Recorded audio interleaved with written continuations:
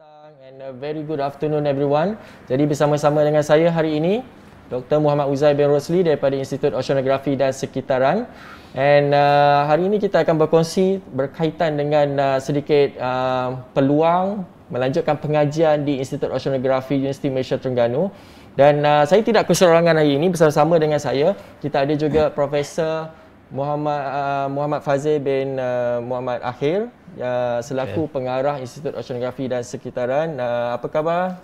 Alhamdulillah baik, Dr. Zee. Okey. Hari ini objektifnya adalah kita akan berkongsikan kepada penonton semua pelbagai cabang pendidikan yang giat kita lakukan di Universiti Malaysia Terengganu ini, khusus untuk berkaitan dengan sains di bidang kelautan ini. Jadi pada hari ini untuk kita teruskan memulakan program ke sesi yang pertama ini, saya rasa lebih elok untuk kita menerangkan kepada para penonton kita, iaitu apakah latar sejarah sedikit berkaitan dengan Institut Oceanografi dan Sekitaran. Dipersilakan Prof. Baik, terima kasih Dr. Zee. Assalamualaikum dan selamat petang kepada semua yang dapat sudi untuk bersama-sama kita pada hari ini. Sebenarnya hari ini kita bertujuan nak approach kita punya prospek student postgraduate, dan untuk yang penting saya nak ceritakan sebenarnya background untuk maklumat semua. Kita UMT tahun ni menyambut ulang tahun yang ke-20. Sebenarnya sama dengan penubuhan INOS. INOS dia umur dia sama dengan UMT. Kita bermula pada tahun 2001 dan kita ada satu sebenarnya sepanjang 20 tahun ni pelbagai kita kata cabaran lah yang INOS lalui. Dan saya rasa cabaran-cabaran ini sebenarnya sedikit sebanyak akan memberi gambaran betapa INOS berada pada usia yang sangat dewasa sekarang ini, menerajui bidang oceanografi dan marine negara, menyediakan platform kajian dan penyelidikan yang sangat luas dan saya rasa pada tahap yang terbaik pada masa sekarang ini. So kita berubah sebagai sebuah universiti pada 2007 kalau tak silap saya. Kemudian kita dipilih sebagai HICOE, Higher Institution Center of Excellence di bawah Kementerian Pengajian Tinggi pada tahun 2013. Ini adalah satu kita kata pengiktirafan yang sangat pusat kecemerlangan di dalam negara. Kita yang pertama di luar daripada research university yang dilantik sebagai HICOE. So itu pencapaian besar sebenarnya. Dan kita disambung pula pada tahun 2017 sebagai second phase of HICOE. Dan sekarang ni adalah masa yang terbaik untuk INOS pergi lebih jauh di peringkat sebelum ni pun kita dah sampai peringkat international, cuma untuk memberi impact lebih besar pada penyelidikan oceanografi di peringkat yang lebih jauh. Kemudian saya ingat satu benda yang sangat sinonim dengan UMT dan juga terutama sekali INOS. Kalau saya tanya Uzair, apa benda yang sangat sinonim dengan INOS? Kita kapal RV Discovery kita. Kapal. Kan? So kalau kita memang inilah kita selalu jajalah pada semua orang, sebab this is the only kapal, this is the only research vessel yang ada di Malaysia. Bila kita kata research vessel, maksudnya kapal yang dibina khas dengan facilities, kemudahan untuk melaksanakan penyelidikan di atas di ruang ataupun di laut lepas. So this is one of the best facilities for oceanography and marine science. Dia penting sebab dia bukan sekadar sebuah kapal, tetapi kapal inilah yang bagi kita peluang untuk explore lebih banyak tentang sains kelautan, oceanografi, memberi peluang kepada saintis kita untuk discover, find new discoveries yang mungkin penting kepada apa kita kata sumber negara. Kan? Dan dengan kemudahan ini juga lah yang membolehkan kita sebenarnya bekerjasama dengan pelbagai saintis dan juga buka ruang kepada kita kata apa institut-institut di luar sana, kan, daripada Jepun, China, Australia, UK. Jadi kalau Prof boleh melihat bahawa RV Discovery, sebuah kapal penyelidikan yang dimiliki oleh UMT ini sebagai satu nadi penyelidikan bagi Institut Oceanografi, boleh tak Prof terangkan bagaimanakah peranan yang dimainkan ataupun kajian-kajian yang terlibat ataupun apakah lagi peranan yang dimainkan? Untuk makluman ni, sebelum RV kita ada RV, sebenarnya kita di Malaysia kita tak ada kemudahan yang spesifik untuk support kita punya kajian di laut lepas. Kajian kita mostly sebahagian besarnya di kawasan kita kata pesisir pantai. RV Discovery telah mengubah, kita sebut sebagai telah mengubah the whole landscape of our research di Malaysia sebenarnya. Sebenarnya bila kita sebut ni bukan saja UMT yang guna RV ni, kita punya rakan-rakan kita daripada UM, daripada USM, daripada UTM dan termasuk sebagainya. agensi kerajaan seperti Jabatan Perikanan, Jabatan Geologi, kita kata Geologi, GMG dan Geoscience. So kemudahan ni diguna pakai di seluruh negara. Maksudnya bukan saja UMT. Itu nak menunjukkan pertama kita punya networking dengan pelbagai agensi dan universiti ni sangat kita gemblengkan dengan baiklah dengan kemudahan RV Discovery. Kemudian saya di peringkat awal ni saya nak cerita beberapa benda besar yang ada dekat INOS supaya dia attract attention kan. Antara yang paling penting sebenarnya yang kita ada di INOS adalah apa yang kita namakan sebagai RRC, Repository and Reference Center. RRC ni adalah tempat di mana kita simpan, kita kata spesimen-spesimen yang kita ambil daripada kajian-kajian kita daripada awal tahun 2000 dulu sehinggalah sekarang ni. Dan juga di sinilah tempat yang mana saintis-saintis yang melakukan penyelidikan di sekitar Malaysia, bila dia nak simpan spesimen dia kena ada satu tempat yang dia boleh trust untuk dia simpan, sebab spesimen ni penting sebab dia kalau kita jadikan dia bahan kajian, dia penting untuk direpositkan supaya ada maklumat dan data tu disimpan. Bukti yang nyata lah kita katakan. Dia sebenarnya adalah harta negara. Khazanah negara yang kita simpan, dan kita rahsia adalah bertanggungjawab tentang spesimen tersebut. Kita ada sekarang ni 30,000 ni sebenarnya based on apa yang saya prepare kita punya presentation ni. Sebenarnya saya dimaklumkan pagi tadi lepas mesyuarat dengan RRC, kita dah hampir mencapai lebih daripada 35,000 spesimen yang kita manage. So, dan angka ini sentiasa bertambah lah. Sentiasa bertambah. Penyelidikan yang nak menunjukkan, dan kita pun penyelidik-penyelidik luar daripada Jepun banyak yang datang untuk menggunakan spesimen ini sebagai dia punya bahan kajian. So ini menunjukkan betapa kita menyediakan satu ruang yang sangat besar untuk kajian oceanografi di INOS. Kemudian kita ada satu lagi, lab. Ini antara lab pertama yang diiktiraf ISO di UMT. Kita kata lab ni adalah Marine Pollution Laboratory yang telah disertifikat pada 2014. The only marine laboratory lab yang awal yang diiktiraf oleh ISO di INOS yang mampu untuk melaksanakan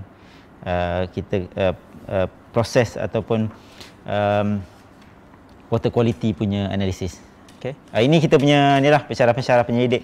INOS ni dia sebenarnya dia besar, cuma dia punya penyelidik yang core member di INOS ni tak ramai, sekitar mungkin 12 orang. Kita ada 2 emeritus professor, Prof. Rahman dan juga Prof. Nur Azhar. Kita ada 12 orang pensyarah, cuma kita ni disupport oleh ramai pensyarah-pensyarah daripada fakulti sains dan sekitaran marin, fakulti pengajian maritim, fakulti teknologi dan kejuruteraan. So semua fakulti di UMT sebenarnya menyumbang kepada pembinaan INOS ataupun research di INOS. Dan mungkin kalau boleh saya sentuh juga, bila kita sebut INOS dan juga kajian, kita sebenarnya tertumpu sebahagian besarnya di Laut Cina Selatan. Walaupun kita buat juga di Melaka, di Sulusi ataupun di beberapa lautan yang berhampiran, tetapi tumpuan kita yang terbesar adalah Laut Cina Selatan. Cuma saya nak bawa persepsi kita pada satu data yang sangat interesting. Bila sekarang ni kalau kita involve dalam akademik, orang selalu sebut Scopus kan. So bila kita extract data Scopus based on 10 tahun punya data, kita nak tahu siapa sebenarnya institusi yang buat kajian di Laut Cina Selatan yang paling banyak. Okey. Sebahagian besarnya universiti daripada China. Bila kita remove universiti daripada China ni, UMT adalah universiti yang paling tinggi yang melaksanakan kajian di Laut Cina Selatan. Nak menunjukkan betapa quality of kita punya kajian tu telah sampai ke peringkat global, dan juga impak kajian yang telah kita laksanakan. Dan ianya semua bukan kerja researcher saja ataupun ahli akademik ataupun pensyarah, tapi sumbangan terbesarnya datang daripada postgraduate kan, yang berkhidmat ataupun yang melaksanakan kajian mereka. Kita ada ramai dah yang kita kata berjaya jadi lecturer di pelbagai universiti dalam dan luar negara. So itulah saya kata sebagai mukadimah ataupun introduction yang saya boleh berikan, nak menggambarkan betapa INOS sentiasa berada di hadapan. Kita punya slogan kita Envision Marine Future. Kita nak sentiasa memikirkan visi masa depan lautan negara.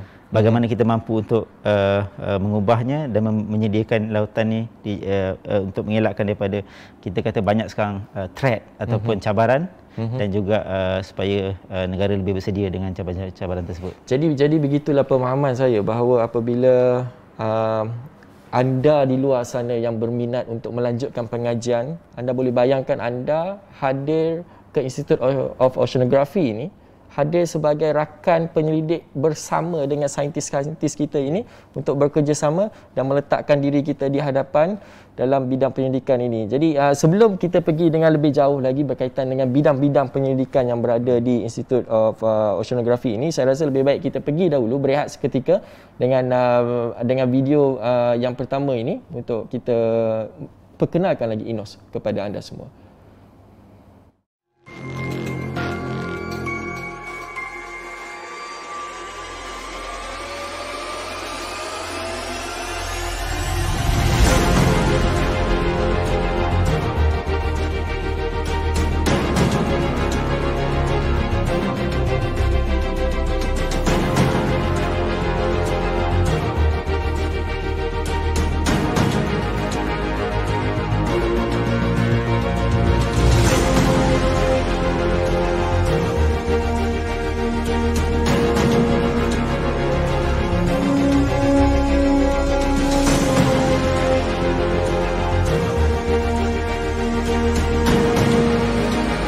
Institute Oceanography and Environment, INOS, always try to be in the forefront of national oceanography and marine science needs.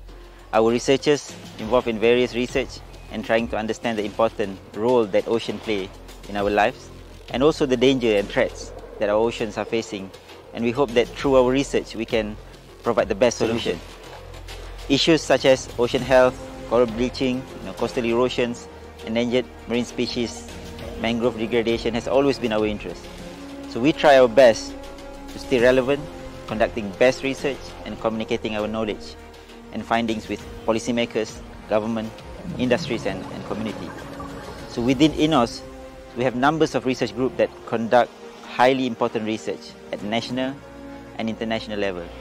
So Coastal Oceanography Dynamic Research Group, for instance, focus on ocean observation and data collection and providing modeling data output with capability of operational ocean forecast, predicting up to 3 days data such as wave and current. Coral Research Group is at the forefront, providing the best technique input to the government in terms of assessment of coral reef health. Remote Sensing Group is expert in ocean satellite data for environmental study, and now they're producing drone study to enhance their research technique. Marine pollution and geochemistry has been our core team that produced important input on pollution in our ocean, and now it's also very involved in microplastic research. Baiklah penonton sekalian, anda telah lihat bagaimana kita telah menerangkan secara kasarnya apa itu peranan INOS yang sedang kita mainkan pada hari ini, dan juga kita mempelawa rakan-rakan penonton semua untuk bersama-sama dengan kita untuk melanjutkan pengajian di Institute of Oceanography. Dan saya rasa tidak lengkap jika hanya kami berdua sahaja, dan kita membuat lintas langsung, kita akan menghubungi rakan alumni kita yang telah pun bergraduat pada tahun lepas untuk bersama-sama dengan kita. 2 tahun lepas tanya. 2 tahun lepas, 2019, iaitu Dr. Nurul Rabitah Daud yang akan bersama-sama dengan kita. Dipersilakan Prof untuk bersama dengan Dr. Rabitah, apa khabar? Assalamualaikum semua. Assalamualaikum. Waalaikumsalam warahmatullahi. So kita saja create session macam ni Zee, sebab kadang-kadang kalau kita nak attract attention daripada potential student postgraduate, kita je bercakap kan, kita sebenarnya nak dengar orang yang sendiri melalui yang merasai pengalaman bersama-sama dengan kehidupan kami sebagai postgraduate tu. So Rabitah, kalau Rabitah boleh cerita sikit kan, what is your best experience sebagai postgraduate di INOS? Mungkin ada something yang you always something you nak share dengan kalau prospek student yang nak sambung belajar di INOS? Bagi saya, sepanjang pengajian saya Masters dan PhD di INOS dan bersama dengan Prof. Azir, saya rasa secara umumnya di INOS, saya rasa satu pengalaman yang saya tak dapat lupakan adalah the engaging experience ataupun research culture yang kita ada dekat INOS. Di mana it was a tremendous experience, pengalaman yang sangat berharga bagi saya untuk kita belajar di INOS bersama dengan knowledgeable group of professionals, profesor yang Prof. Pak Zee, Dr. Uzi perkenalkan sebelum ni, dan bagaimana community postgrad INOS yang sentiasa bantu-membantu antara satu sama lain. Kalau saya boleh bagi contoh, saya ingat pengalaman saya untuk prepare untuk saya punya pertandingan 3-minute thesis. INOS memberi peluang untuk kita guna facilities auditorium untuk setiap hari lah sebelum final tu competition untuk guna auditorium practice, dan kawan-kawan postgraduate pun ada bersama 10-15 orang turun sampai kan diorang pun boleh ingat kita punya speech. So dia punya research culture yang ada dekat situ yang saling bantu-bantu antara satu sama lain. Dan kalau ada yang pelajar yang baru masuk, so kita organize bengkel seminar untuk menggunakan Microsoft Word, Mendeley, bengkel penulisan. Kita yang postgrad yang lebih senior, yang dah tahun ketiga, tahun kedua melalui pengajian postgrad di INOS, kita kongsikan pengalaman. Macam mana nak lalu PhD candidature, kan, defense proposal. Bagi saya, benda itu adalah yang satu culture yang sangat-sangat berharga. Sebab bila kita sesama kita sendiri komen tu, dia akan lebih memudahkan dan kita lebih faham, dan dia lebih macam telus lah untuk kita jalankan kajian kita, dan insyaAllah dipermudahkan perjalanan untuk postgrad kelak. Rabita, saya ingat mungkin bila sebut pasal PhD kan, ramai orang yang fikir PhD ni mesti orang genius je buat kan. Tapi mengenali Rabita daripada undergraduate, saya mengajar Rabita waktu undergraduate. Saya rasa Rabita is a very normal young person datang daripada kampung di Kuala Berang kan, and then build up your own confidence and become postgraduates and then continue pursuing your PhD. Saya rasa itu yang orang kena faham, bahawa PhD ataupun postgraduate works ni is all about being persistent, being committed to what you are doing. Tapi apa yang saya dapat daripada Rabita tadi ialah beliau menekankan bahawa ketika pengajian beliau di UMT ni, beliau tidak bersendiri.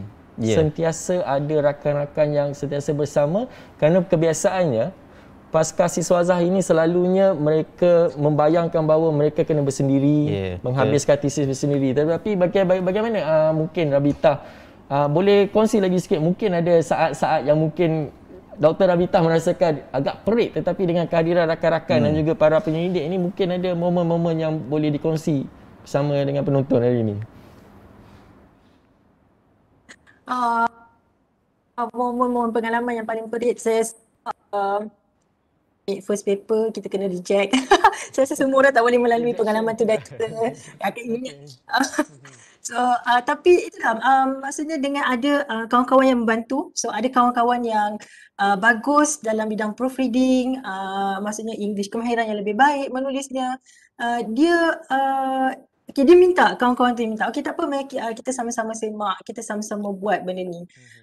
Terus kawan yang dah biasa publish pada jurnal yang lebih tinggi, Q1 jurnal, jadi dia lebih berkongsi pengalaman dia macam mana untuk bagi semangat untuk kita, okey tak apa, ini dah kena tolak, teruskan berusaha lagi untuk submit dekat paper jurnal yang lain.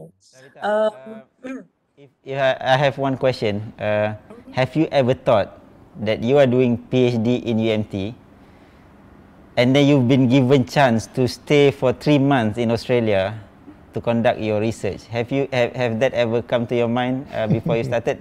There is one point that I wanted to raise, because this is the point where kita nak beritahu bahawa INOS, pelajar kita bukan stay di INOS saja. Kadang-kadang peluang tu datang dan kita sentiasa beri peluang kepada pelajar kita to get as much exposure as they can. Mungkin Rabita boleh cerita sikit experience Rabita di Australia? pada awal sejujurnya Prof. Dr. Uzi, Prof. Fazil, Dr. Uzi, saya tak pernah lah imagine kita sambung bagi sama juga dengan awal, saya sama je pengalaman bagi pelajar postgrad yang awal masuk. Bila kita sambung pengajian di dalam negara, dia macam pudar-pudar lah impian untuk pergi luar negara. Dan bagi saya Alhamdulillah saya berpeluang untuk attachment, menjalankan research attachment. Sebenarnya permulaan dia 3 bulan.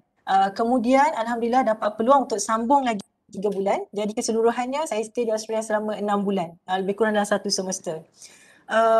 Pengalaman tu, itu adalah pengalaman yang juga sangat berharga dan sangat membina, dan dia banyak mengubah persepsi untuk diri saya, macam mana saya berfikir kepada ke arah yang lebih baik. Bagaimana dia menjadikan kita lebih yakin untuk berhadapan dengan orang dan lebih yakin dengan kebolehan diri kita. Sebenarnya banyak benda yang kita boleh buat dan pengalaman untuk berada di luar negara tu yang disokong baik dan di support oleh INOS, ia adalah pengalaman yang sangat berharga. Dia bukannya sekadar pergi, saya ada lagi diberi peluang untuk ke tempat lain. Saya ada pengalaman ke Mallorca, Spain selama 2 minggu di sana. Dan juga ia fully sponsored by the organizer, tapi dia mendapat sokongan, recommendation daripada INOS, recommendation yang baik daripada INOS. Dan kemudian saya stay untuk lagi 2 minggu. So total saya ingat lagi 1 bulan saya jadi Spain masa tu. Dan selain daripada itu juga pengalaman yang paling manis adalah bila mana kita satu tim, INOS masa tu daripada pelbagai bidang lah, physical, chemical, biology. Kita pergi satu conference dekat Qingdao, China that year. And then dia sangat meriah. Rasa macam kita conquer lah dekat tempat tu kan. Dan itu pun adalah satu yang di luar jangkaan, sebab who can imagine yang kita boleh pergi travel luar negara dengan kawan-kawan ramai-ramai macam tu. Dan Alhamdulillah. Saya dan Dr. Uzi waktu belajar tu tak banyak pergi luar negara. So anyway, thank you very much Rabita for your very insightful punya sharing experience. So kita very appreciate, dan kita doakan Rabita punya kerjaya sentiasa berkembang maju dengan baik di UiTM sekarang. Kita tak sebut tadi kan, Dr. Rabita berkhidmat di UiTM Shah Alam di bawah Jabatan Fakulti Kejuruteraan. School of Civil Engineering, College Engineering UiTM Shah Alam. Okay. So thank you very much Rabita. Okay, terima kasih banyak Dr. Rabita. Okey, itu dia pengalaman. Anda dengarkan sendiri, dia macam testimoni. Secara jelas kita bawakan alumni kita bukan Rabita seorang je macam tu kan. Sebenarnya ramai lagi kita punya postgraduate yang ada peluang mengecapi, merasai keseronokan sebagai seorang postgraduate dengan pengalaman yang pelbagai. Peluang untuk maksud dia peluang apa yang dirasai oleh Rabita ini, biasanya kita dengar para penyelidik kita daripada sini pergi mengembara ke negara asing, kemudian melakukan penyelidikan di dalam kampus, di luar kampus. Tetapi lihat apabila anda bersama-sama dengan kami para penyelidik, sebagaimana yang saya selalu katakan bahawa jika anda menyambung pengajian di Universiti Malaysia Terengganu, khususnya di Institute of Oceanography, anda adalah sebahagian daripada rakan penyelidik kami. Anda bukan lagi memegang status sebagai pelajar, sebagaimana pelajar pra-siswazah biasanya lah pergi ke kelas dan sebagainya. Tetapi sebagai pelajar siswazah, anda akan dilayani sebagaimana rakan-rakan para penyelidik. We treat you as a researcher. Betul, as a researcher. Baiklah, saya rasa sudah sampai masanya untuk kita mengenali bidang-bidang penyelidikan, dan juga kita akan memperkenalkan 10 bidang utama yang menjadi tumpuan penyelidikan di Institut Oceanography kita pada hari ini. Saya jemput dahulu Prof. Fazil untuk menerangkan. Terima kasih Dr. Zia. Sebenarnya INOS ni kita bina struktur dia berdasarkan kepada 10 bidang yang pelbagai. Ini tujuan kita nak share pada hari ini sebab nak bagi gambaran bahawa inilah bentuk-bentuk topik-topik yang mungkin boleh dibina untuk kita sambung pengajian. Kalau boleh nampak sini kita ada 7 main, kita panggil research group, dan 3 unit. So research group ni bertanggungjawab sebagai kumpulan penyelidikan yang diketuai oleh seorang pakar ataupun ketua. Units ni dia ada peranan-peranan tersendiri walaupun sama juga dia membawa content research, tetapi dia ada task yang tersendiri. Contoh Sitru dia memberi tumpuan kepada kerja-kerja conservation. Maru melibatkan fokus on mangrove. RRC ni dia ada dia punya itulah, dia ada dia punya center repository. Okay. Kalau saya boleh mulakan dengan saya akan pergi sekali dengan mungkin secara ringkas. Yang pertama sekali kumpulan Coastal and Ocean Dynamics. Kumpulan Coastal and Ocean Dynamics ini yang saya sendiri ketuai. Coastal and Ocean Dynamics adalah bidang yang memberi tumpuan kepada kita kata fizik lautan ataupun physical oceanography. So one of the best kita kata sebenarnya di Malaysia kita tak ada the place kalau anda nak sambung belajar berkaitan dengan physical oceanography, berkaitan dengan ocean modelling ataupun ocean observation, this is the best place. Sebab kumpulan kami sahaja yang sebenarnya yang melaksanakan tanggungjawab ni di Malaysia sebagai sebuah kita kata kumpulan. So kita memberi tumpuan kepada ocean modelling. Kita punya marine forecast sendiri. Ini kita baru saja finalisekan kita punya marine forecast dan ia adalah marine forecast system yang pertama di Malaysia. Dia macam orang forecast hujan lah. Cuaca. Tapi ni laut. Laut ni kita yang pertama sekali yang menghasilkan forecast laut. Jadi nak senang faham, saya selalu kata kumpulan penyelidikan ini adalah ahli nujum lautan. Jadi kita nak tanya lautan ini bagaimana keadaannya. Tapi ahli nujum berapa orang kata berdasarkan fakta-fakta lah. Bukan khurafat lah. Ni saintis. Okey. Kemudian kita ada juga kumpulan, di bawah kumpulan yang sama kita ada rakan penyelidik yang melaksanakan kajian tentang coastal erosion. Salah satu lagi bidang yang sangat diberi tumpuan dan banyak sebenarnya interest daripada pelajar-pelajar potential postgraduate students. So kalau boleh nampak gambar ni kan, ini sebenarnya you have a real laboratory out there. Betul. Just belakang INOS ataupun di luar daripada kita punya campus, you ada a real laboratory untuk you work with. Sangat interesting untuk faham macam mana benda ni boleh jadi. Jadi ini antara isu yang hangat jugalah di kawasan Terengganu ini. Jajaran pantainya yang panjang dan juga macam Prof katakan tadi, makmalnya itulah kajiannya. Di luar pagar tu je makmal, tak perlu pergi jauh-jauh. Kan dan dia sebenarnya kajian-kajian ni sangat penting sebab dia memberi impak kepada komuniti, dia memberi impak kepada policy maker kan untuk membuat keputusan dengan lebih baik. Kemudian kalau kita tengok, kita ada juga kumpulan yang kita panggil Ocean Mapping and Geospatial. Ini interesting sebab kerja dia melihat apa yang ada kat dasar laut. Walaupun kita kata apa je nak tengok pasal laut, sebenarnya macam-macam benda ada dasar laut. Biasanya cerita dasar laut ni biasa yang kita dengar dulu masa MH370 dan juga tenggelamnya kapal selam Indonesia kan. So MH370 memang menggunakan teknologi, kita guna teknologi yang sama. So itu antara benda-benda yang ditengok di dasar laut. Dan untuk makluman Dr. Zee pun dan juga mungkin siapa-siapa datang daripada Terengganu hari ini, kita ada masalah air kan. Kumpulan ini juga terlibat dalam membuat pemetaan kawasan paip pecah di dasar tersebut. Sungai Terengganu. So di peringkat pertama pun kita terlibat dan yang kedua ni pun kita sedang usahakan diharapkan tiadalah yang ketiganya. Diharapkan boleh selesai lah. Boleh selesai insya-Allah. Dan kemudian yang seterusnya adalah kumpulan Marine Pollution and Geochemistry. Ini antara kumpulan yang sangat aktif. Saya ingat antara kumpulan yang paling di peringkat awal yang di INOS kan, yang paling kita kata very experienced sebab kita ada ramai dulu emeritus professor kita Prof Nur Azhar, kemudian sekarang dengan Profesor Suhaimi, antara yang banyak buat kajian pollution dan geochemistry. So kita lihat pada pollution, kita memahami produktiviti lautan, dan antara juga kajian terkini dia mereka adalah melibatkan kajian mikroplastik. Ini antara kumpulan penyelidikan yang kita sifatkan sebagai kumpulan yang paling sibuk lah kerana pollution, mikroplastik dan memang sentiasa meningkat. Sebab memang kalau kita tengok awal-awal dulu bila orang cerita tentang ocean dan laut, selalu orang nak tahu pasal pencemaran. Orang nak tahu pasal apa dah jadi, tumpahan minyak kan. So itu antara sebab tu kumpulan ni sentiasa dan sekarang pula adalah kepada mikroplastik tersebut kan. Antara itu isu-isu pollution yang sentiasa diberi tumpuan. Dan mungkin seterusnya saya boleh perkenalkan juga kita punya kumpulan yang very advanced sebenarnya. Kita panggil remote sensing dan marine informatik. Kumpulan ni dia banyak menggunakan teknologi satellite untuk memahami kita kata biodiversity lautan. Tapi mereka juga menggunakan teknik yang baru sekarang ni. Mereka guna drone.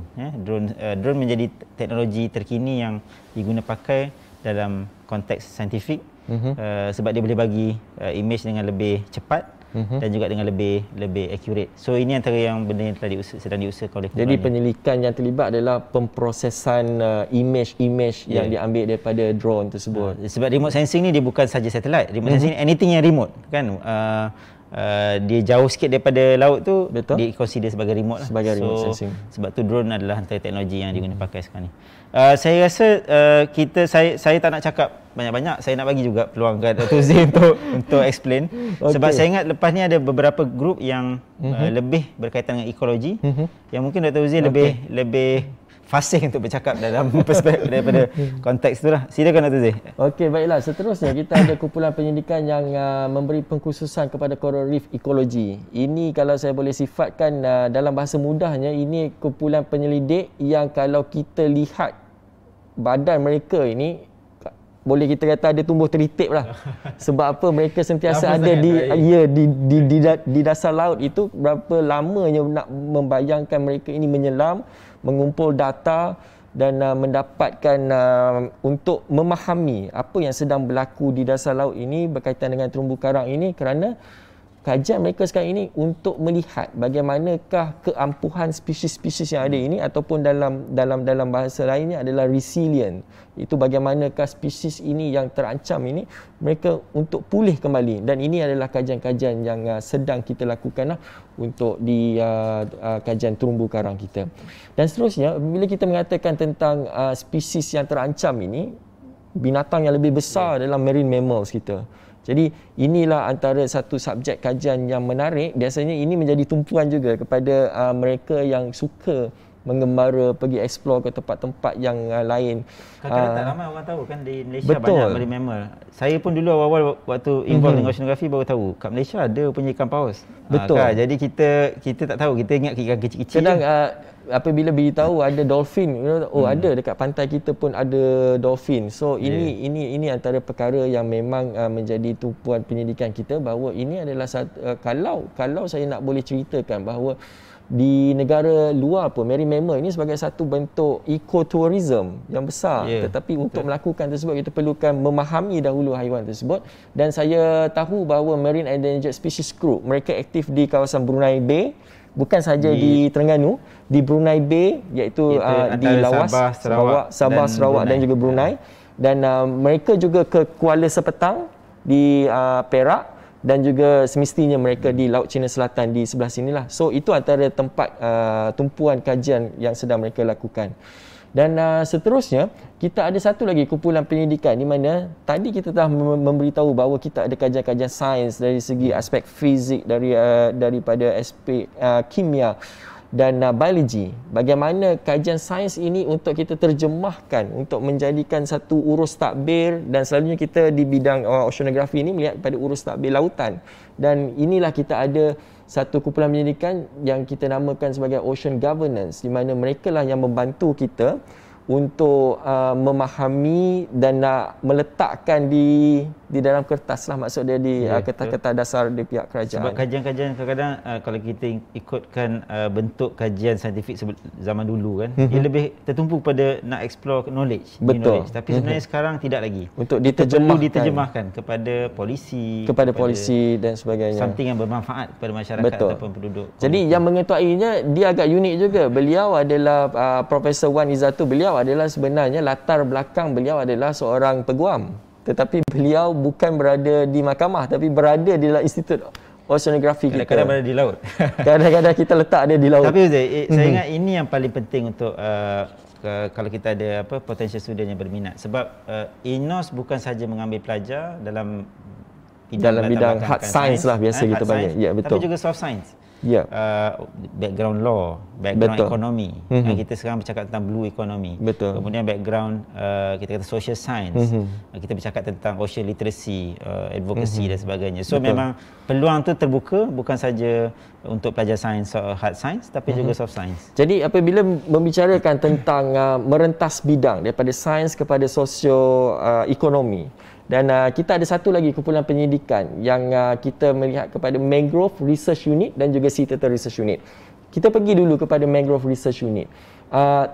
bidang tujahan mereka ini memang kepada hard science, tetapi bagaimana mereka nak menterjemahkan di dalam bidang ini bersama-sama dengan masyarakat. Jadi sebab itu bersama dengan Seattle Research Unit juga kita melihat kalau kita kata nak menyelamatkan penyu, selalunya yang saya boleh katakan bahawa untuk menyelamatkan penyu kita kena memahami penyu. Jadi sekarang ini kena memahami penyu dan juga kena memahami masyarakat yang terkait dengan penyu. Jadi itulah antara bidang yang kita bawakan, bahawa bukan saja kena memahami dari aspek biologinya, tapi kita membawakan bidang pendidikan yang merentas bidang. Dan itulah menariknya.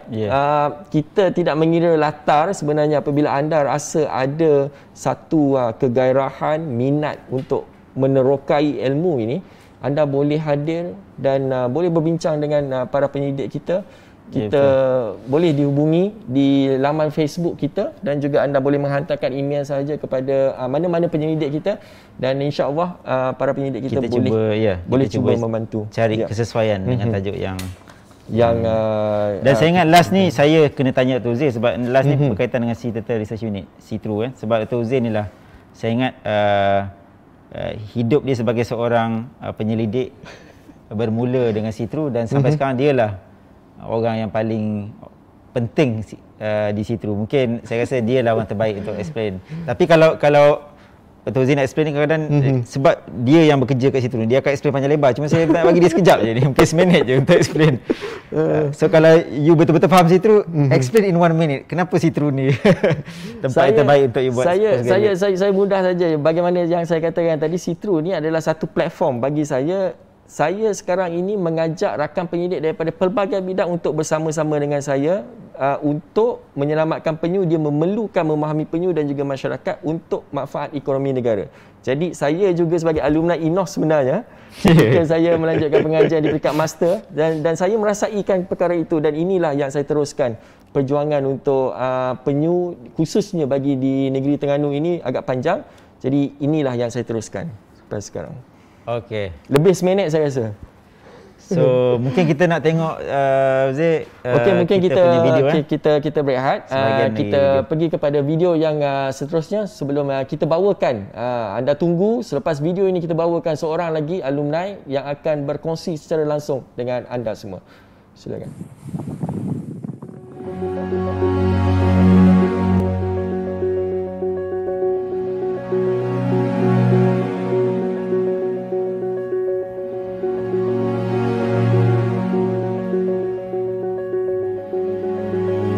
INOS has been recognized internationally due to active participation in research activities and involvement with the Intergovernmental Ocean Commission, IOC UNESCO. Research-wise, we have projects with institutions in China, Belgium, Japan, UK and also the USA. Through these engagement, INOS currently hosts an Ocean Teacher Global Academy Regional Training Center under UNESCO and have partnered with the European Union in the Tropimundo program. In this program, we have trained more than 600 participants from more than 45 countries. Our data center and facilities has also been accredited by the IOC, a first in the region. INOS experts are also supporting global ocean sciences and services through active participation in international committees and meetings. This will enable INOS to contribute while protecting our national interests, especially in relation to the ocean.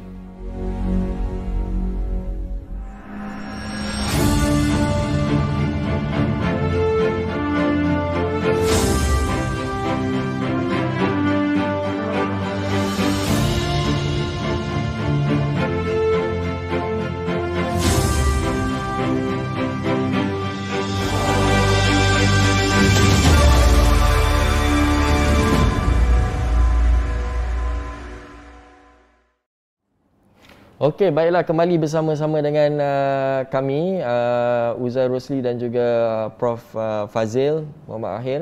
Dan sebagaimana yang saya janjikan, pada kali ini kita bawakan seorang alumni yang telah menamatkan pengajian di peringkat master beliau. Tetapi yang menariknya, beliau telah pun menamatkan pengajian iaitu satu program yang usaha sama bersama dengan universiti di Eropah dan di Belgium. Dan beliau hadir ke sini bersama-sama dengan kita. Kita cuba dapatkan Miss Giovanna bersama-sama dengan kita hari ini. Assalamualaikum. Waalaikumsalam. How are you, Giovanna? I'm good, yeah, thank you.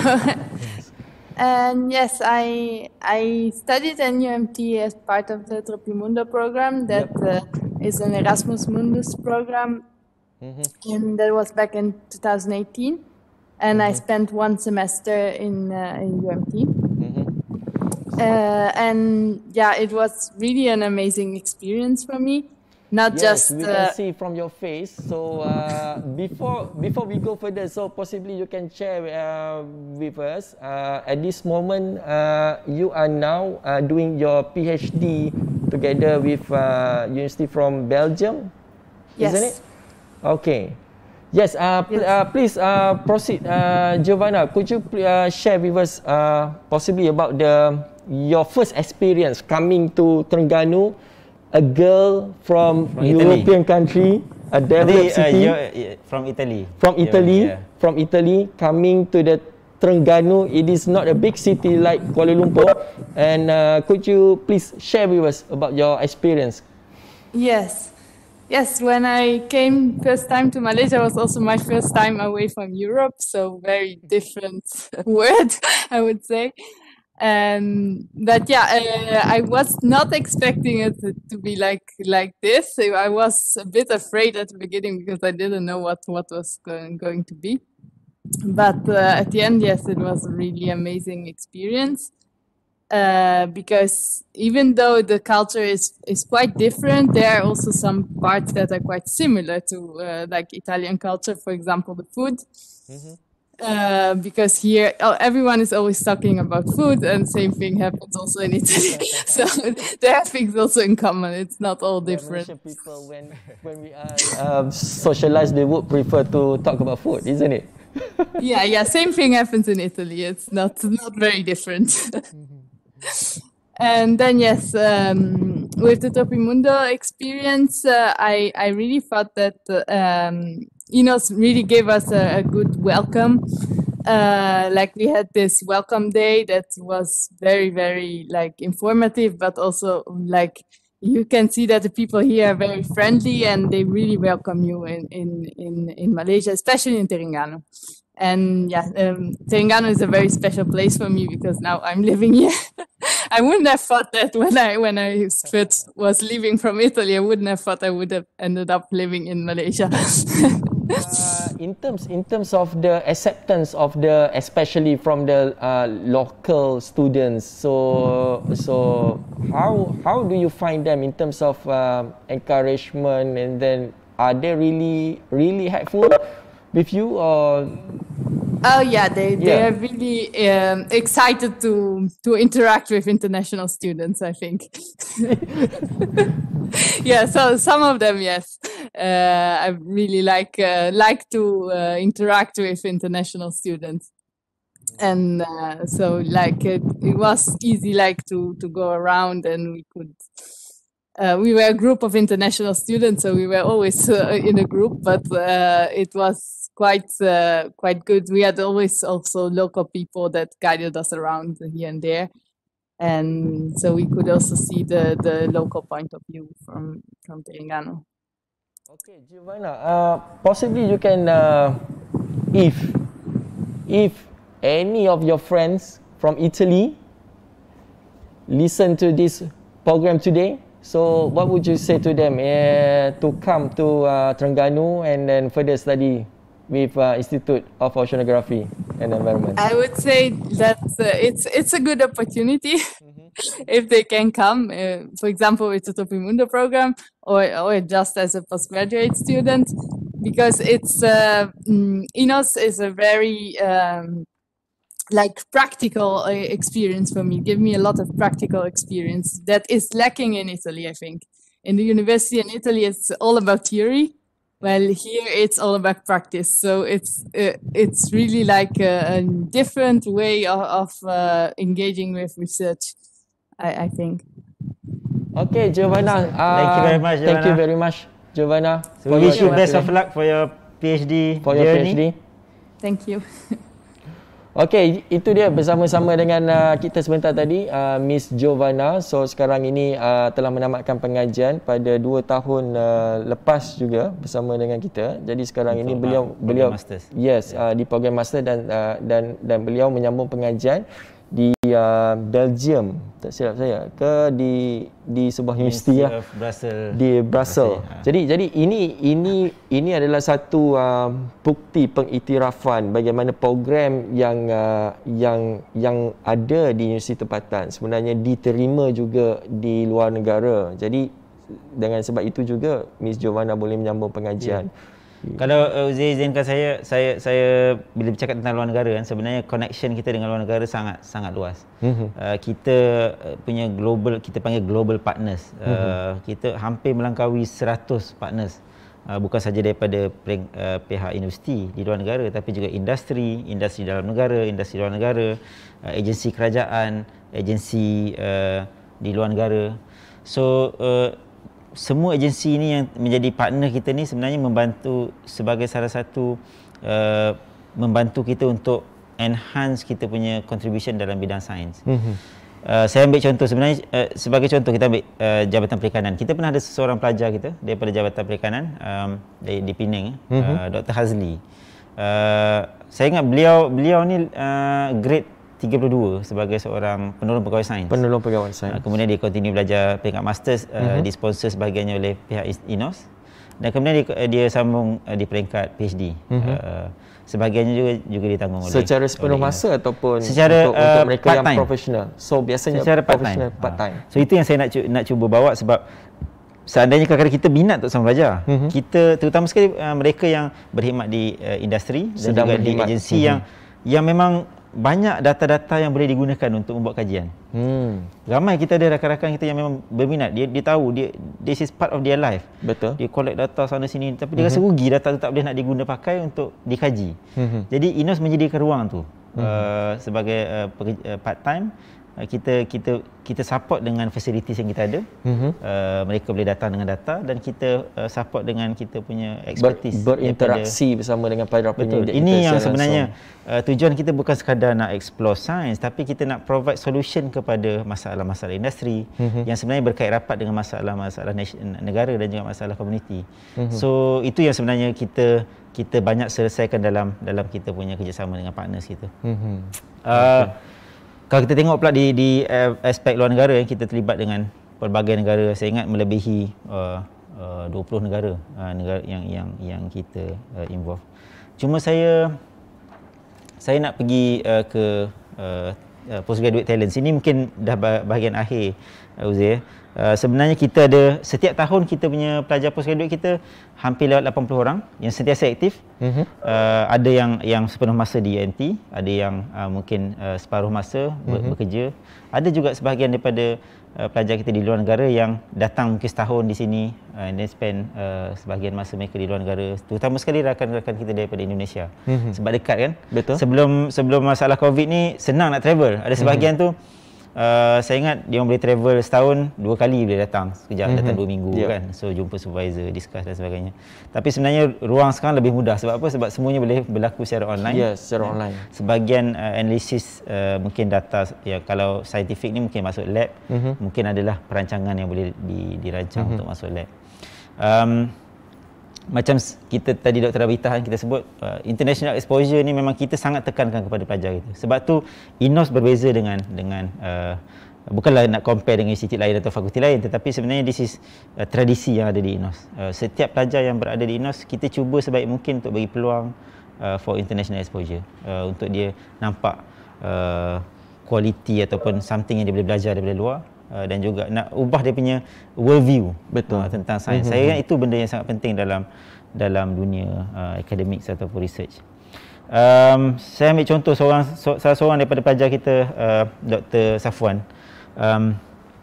Dia bekerjasama dengan di bawah supervision Prof. Zainuddin. Prof. Zainuddin ni dia ada partner daripada Australia, Prof. Andrew Bate. Dia orang ni antara hardcore researcher bidang coral yang terkenal di dunia. Dan Dr. Safwan ni terlibat dengan grup ni, supply few data sets dan menghasilkan beberapa analisis. dan berjaya menerbitkan menjadi co-author dalam jurnal yang diterbitkan dalam Nature. Nature ni kalau kira macam menang World Cup lah kan. Paling Kalau akademik ni macam menang World Cup Nature ni. So itu antara yang peluang yang postgraduate kita ada, mampu dikembangkan sehingga mampu untuk bekerjasama dengan even rakan penyidik kita. Betul. Kan? Kita juga adalah apa kita kata Regional Training Center untuk Global Ocean Academy. So Ocean Teacher Global Academy ni ada banyak training setiap tahun. Dulu kita sponsor orang datang. Cuma sekarang ni kita sponsor online je lah. Betul. Tapi dia adalah sponsored program yang sangat diiktiraf di seluruh dunia dalam aspek oceanografi. Dan last kali saya ingat Tropi Mundo. Tadi Giovanna banyak sebut pasal Tropi Mundo. Mungkin orang tak faham. Tropi Mundo adalah program Europe yang mana program Europe ni diberi satu semester dia akan spend dekat INOS. Kita ada sekitar 20 orang every year yang akan datang. Salah seorang itu Giovanna, daripada 20 orang pada tahun 2018. So kita dah ada 5 cohort sekarang. So sebagai mereka habis masters, ada yang sambung PhD macam Giovanna, menyambung PhD di tempat kita. So saya ingat ada satu yang saya tertarik tadi, iaitu di dalam bidang pengajian ini kita melihat bagaimana peluang yang kita sediakan untuk pembinaan kerjaya. Jadi saya rasa elok kita tanyakan sendiri kepada seorang lagi kita punya alumni yang bergraduat baru-baru ini juga. Jadi untuk bertanyakan beliau yang sekarang ini sedang berkhidmat di saya dapat tahu dia sibuk. Kita dapat juga call dia. Dapat juga, alhamdulillah. Okey, kita terus langsung bersama dengan Dr. Ashraf Abdul Rahman bersama-sama dengan kita pada malam ini. Assalamualaikum Dr. Ashraf. Waalaikumsalam Dr. Uzair, Prof Fazil. Assalamualaikum, macam mana? Sihat ke? Alhamdulillah. Sihat, alhamdulillah. Jadi kita happy dapat tengok Dr. Kita panggil Dr. Acap. Dr. Acap biasa nama timbangannya dia di INOS ini. Ashraf lama juga bersama dengan tim INOS. Jadi saya rasa malam ini mungkin sebelum itu boleh kita perkenalkan dulu bersama dengan penonton kita. Dr. Ashraf sekarang ini berkhidmat di mana tu? Okey. Assalamualaikum warahmatullahi wabarakatuh kepada semua penonton sesi postgraduate Open UMT ya. Saya Ashraf, saya bergraduat daripada INOS tahun 2019. Prof Fazil ni lah saya punya chairman pada masa tu. Sekarang ni saya berkhidmat dengan Lembaga Sumber Terengganu. Baru masuk hari kedua, mungkin orang kata langkah kaki kiri lah kot. Masuk terus krisis air terburuk di negeri ini. Untuk tahun ni lah takkan ni, insyaAllah harap-harapnya tahun ini sahaja. So baru habis alumni INOS mampu untuk berkhidmat untuk cuba menyelesaikan masalah yang dihadapi ni. Saya rasa sumbangan saya untuk laut dalam isu air ni saya rasa kecil lah dibandingkan dengan salah satu lagi graduan INOS Dr. Nik Nur Hazirah. Dia jurutera di Lembaga Sumber Air Terengganu. Dia memang orang kata person in charge lah lebih kurang, turun site dan tengok keadaan macam mana. Saya hanya boleh menyokong daripada belakang lah di sebalik tabir. Jadi mungkin Dr. Ashraf boleh berkongsi sedikit bagaimanakah pengalaman ketika proses pembelajaran dan melihat sekarang ini masuk ke alam kerjaya. So dunia yang baru bagi Dr. Ashraf. Bagaimana melihat perkembangan diri sendirilah Dr. Ashraf mungkin boleh berkongsi dengan rakan-rakan di luar sana. Bahaya ni, saya tak sedia skrip ni. Saya ingatkan tak jadilah meeting malam ni. Telefon terus. Okay, macam mana ya, bila saya habis bergraduat, saya terus sambung lah kan dengan INOS untuk menjalankan satu projek kajian air ataupun CVI, Coastal Vulnerable Impact di sepanjang Peninsula Malaysia. 3 negeri lah secara khususnya, Melaka, Terengganu dengan Melaka, Negeri Sembilan dan Kelantan. Sebaik habis kontrak di UMT, saya terus berpindah ke Universiti Malaya juga dalam menyambung postdoc di sana. Cuma kajian di Universiti Malaya, skop dia agak lebih meluas sedikit. Kita berfokus kepada Sabah. Dan pada masa yang sama, saya menerima tawaran lah daripada Lembaga Sumber Air. Dia menawarkan untuk datang ke Lembaga Sumber Air dan membantu mengembangkan lagi lembaga ni yang masih dalam infancy ataupun baby. Pada masa tu saya terfikir dia akan adalah satu persimpangan sama ada dalam sudut akademik ataupun bagi saya industri ya. Kalau tak salah bila sudah masuk lembaga ni dia sudah di industri lah. Pada masa tu ia satu konflik jugalah kan sama ada kita nak terus kepada akademi ataupun terjah masuk industri. Sefahaman saya industri akan mempunyai atau memberi pengalaman yang lebih berbeza. Perpindahan saya kepada Universiti Malaya juga merupakan satu anjakan ataupun pada frasa popular pada zaman dahulu anjakan paradigma yang merubah dan memberi pengajaran yang berbeza, atmosfer berbeza, persekitaran berbeza, skop kajian berbeza, even the pace ataupun corak langkah pun sangat berbeza. Ditambah lagi dengan wabak, dengan challenges of the pandemic yang kita ada bila berada di rumah dan kita masuk right in the middle of an ongoing project, ini sangat menyukar. Ini sangat sukar. It's very difficult untuk kita catch up dengan kajian sudah berlangsung selama 4 tahun.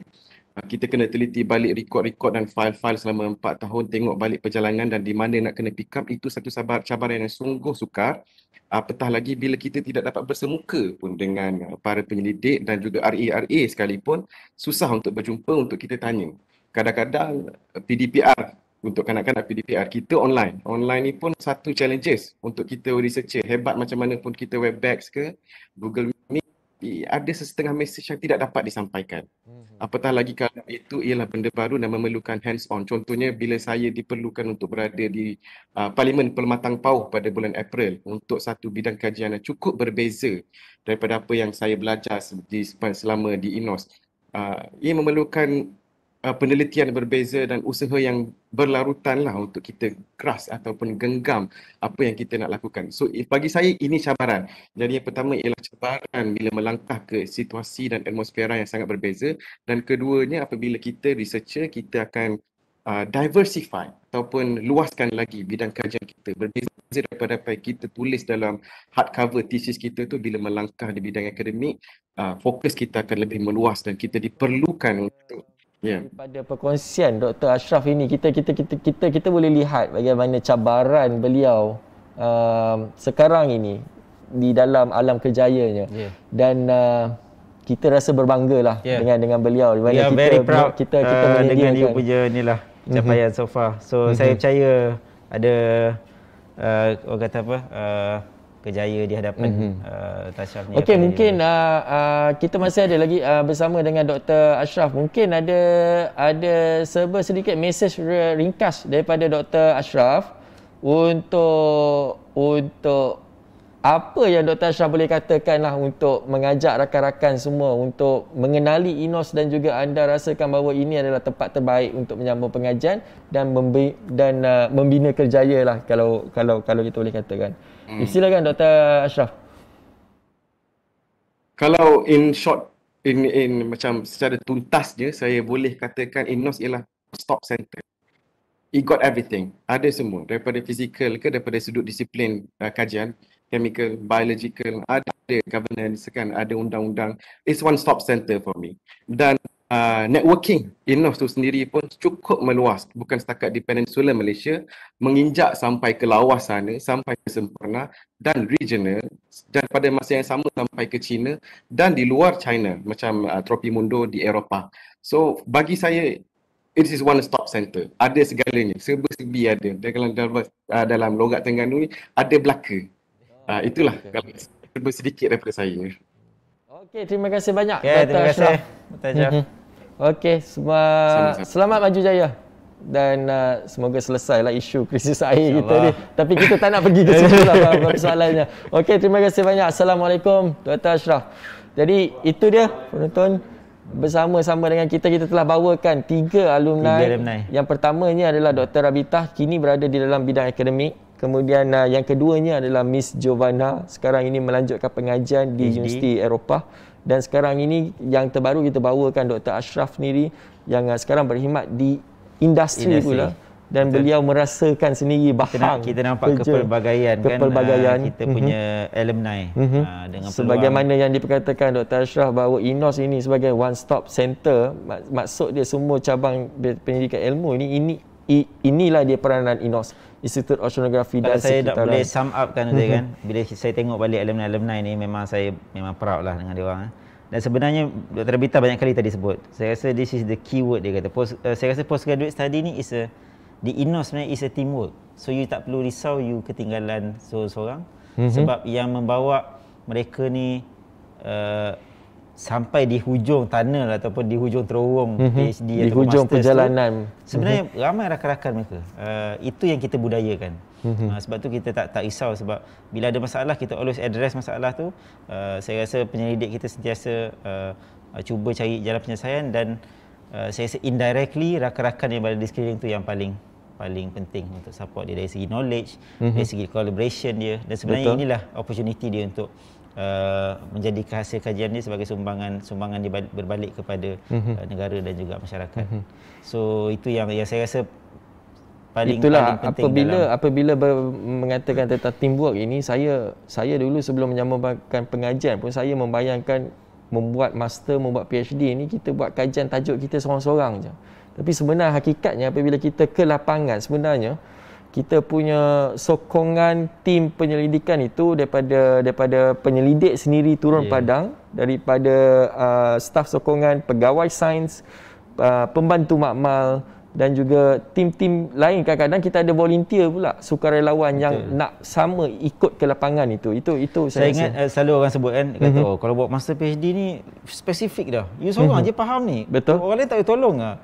Sebenarnya bidang ataupun pengajian tu saja, penyelidikan tu ya memang you seorang mahir, tapi untuk menyampai kepada kemahiran tu you disupport oleh sokongan support sistem kan, rakan-rakan, penyelidik dan sebagainya. Jadi mungkin sikit kita ambil kesempatan di sini. Mungkin Dr. Prof lebih memahami staf sokongan kita. Bagaimana kita menyediakan staf sokongan kita dari segi latihan? Adakah mereka pun turut kita hantar mereka ke luar negara betul, ke saya dan ingat sebagainya? Di INOS kita punya staf latihan lebih daripada 60-70% kita punya pegawai sains semua pernah melalui kita kata training di luar negara. Latihan di luar negara. Kalau kata luar negara maksudnya dalam negara apatah lagi kan?